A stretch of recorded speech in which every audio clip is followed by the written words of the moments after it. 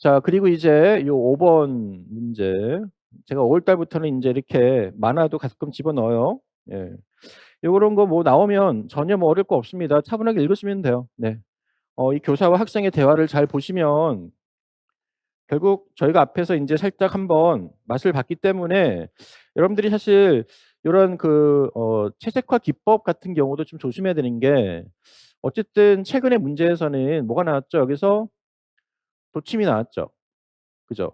그래서 여러분들은 도침이나 교반수나 이런 기본적인 개념들 적수법이라든가 이런 것들을 싹 다 완벽하게 정리하고 외워둬야 된다라는 건데요. 자 볼게요. 자 일단 교사와 학생의 대화에서 교사가 이렇게 얘기를 합니다.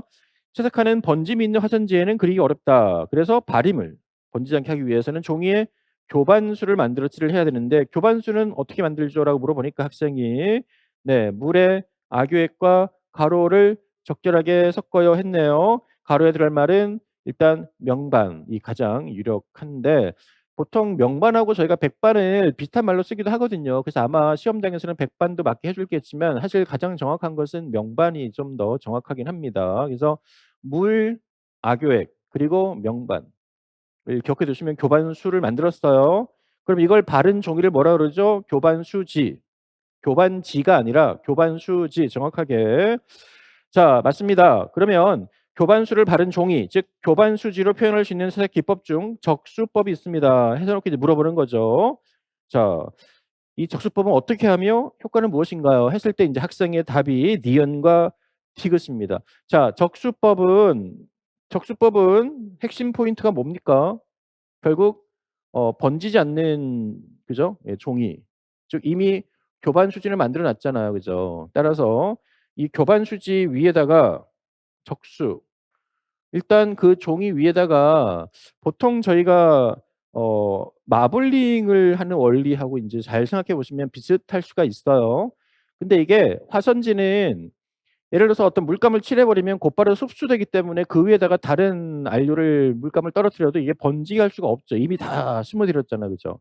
근데 교반수는 이미 종이가 코팅이 됐기 때문에 여기가 물감을 올려도요. 일단 위에 떠 있는 상태가 되는 거예요. 그죠? 따라서 여기서 핵심 즉 표현 방법이니까 요거는 어떻게 한다라고 써야 돼요. 교반 수지에 물감을 먼저 칠을 하는데 마르기 전에 그 위에 물방울을 떨어뜨리면 어떻게 되죠? 이미 칠해진 물감들 위에서 물이 번져 나가고 뒤섞이는 거죠. 핵심 포인트는 이 교반 수지에다가 물감을 칠하고 또 그게 마르기 전에 물방울을 떨어뜨린다. 그러면 서로 흡수되고 번지는 거예요. 아십니까? 그러면 여기서 만약에 휘휘 저어서 위에서 다른 종이를 눌러서 떼면 그게 뭐가 되는 거예요? 바로 마블링이 되는 거죠. 그 기법이 마블링이 되는 거잖아요. 그죠? 근데 지금은 물과 기름의 반발 원리는 아니에요. 제가 지금 원리상 얘기하는 거죠. 그러니까 얘는 그렇게 떠내면 안 되죠, 당연히. 그래서 얘는 그 자체로서 스며들고 번지고 그리고 끝이야. 됐습니까? 그럼 어떤 효과예요? 한마디로 자연스러운 문양이 어우러지면서 어울리는 우연적인 문양이다. 따라서 답지 보시면 디귿 물과 물감이 서로 번지듯이 전지면서 자연스럽고 우연적인 얼룩 효과가 난다. 한마디로 얘기해서 우연적이고 자연스러운 얼룩무늬, 얼룩 효과 요게 포인트입니다. 됐습니까? 네. 자 그리고요 학생이 또 물어봤어요. 채색화에서 선형법은 수묵화에서 방식과는 다르다고 알고 있어. 이거 조심하세요. 여러분들이 선형법 그러면 수묵화의 선형법과 채색화의 선형법이 완전히 다른 건데 이거를 똑같이 알고 계신 분이 계십니다. 우리가 알고 있는 수묵화 즉 화선지에서의 선형법은 어떻게 해요? 화선지는 종이가 있으면 화선지예요. 종이가 있으면 먼저 물을 칠하고요 넓게. 그죠?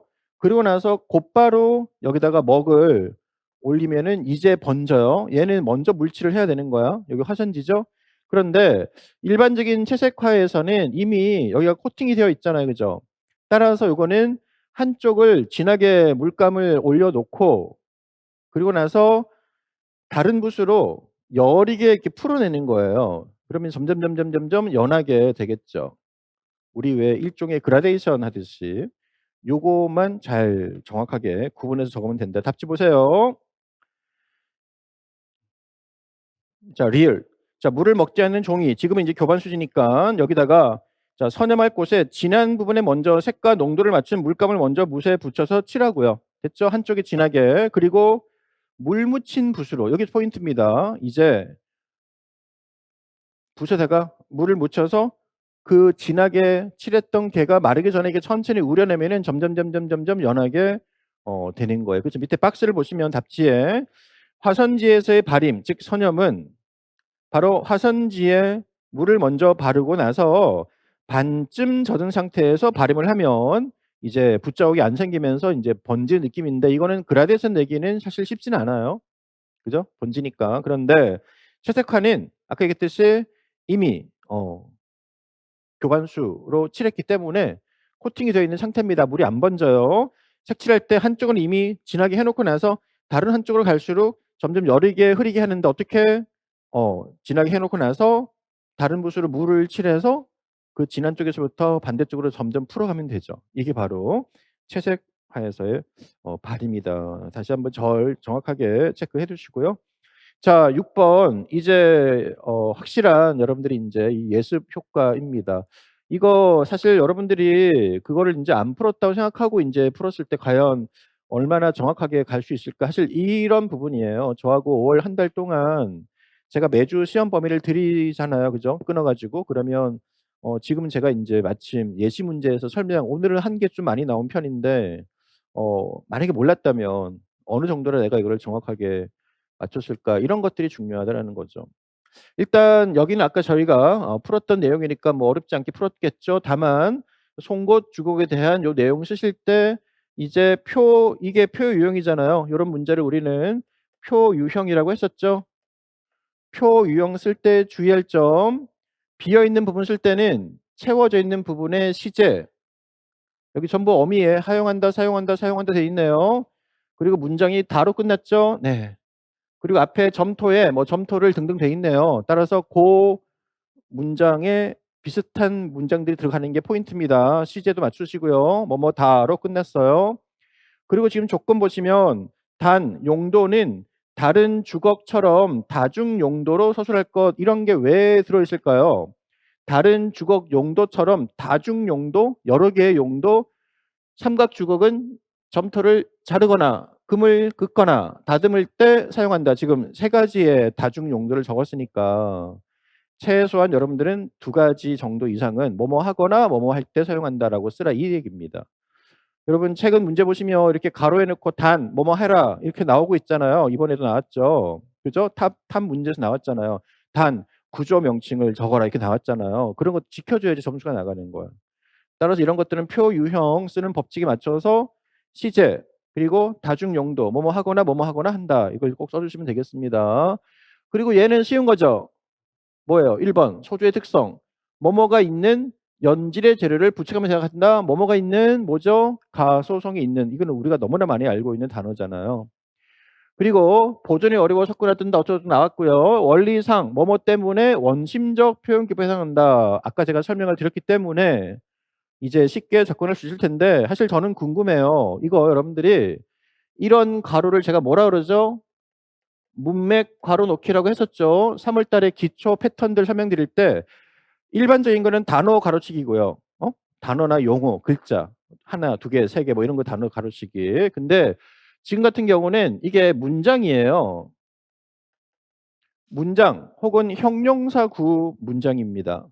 요거는 단어만 쓰는 게 아니에요. 그럴 때는 문맥 가로라고 제가 명칭을 그때 지어서 말씀드렸어요. 이런 거 쓸 때는 정말 문맥을 잘 보셔야 돼요. 그러면 여기 때문에 앞에까지만 쓰는 거야. 원리상 뭐뭐뭐 때문에 원심적 기법에 해당한다. 그렇다면 아까 얘기했듯이 원심적이니까 어 밖에서 아니냐 안에서 밖이냐 요거에 대한 것만 헷갈리지 않으면 되잖아요. 그죠? 맞습니까? 그럼 이제 소조는 안에서부터 점점 만들어서 붙여서 완성하잖아요. 안에서부터 밖으로. 그거를 인제 문장을 때문에 앞에까지만 쓰면 답지 보세요. 이런 문맥 가로도 나오고 있는 추세로 바뀌었어요. 정확하게 쓰기 바랍니다. 니은 안에서부터 붙여가면서 밖으로 확장되며 만들기까지 쓰면 되죠. 그러면 이제 뒤에 때문이다 나올 거 아니에요. 맞습니까? 만들기까지 써야지 문맥이 문장이 맞잖아요. 그죠? 이런 것들을 문맥 가루라고 해요.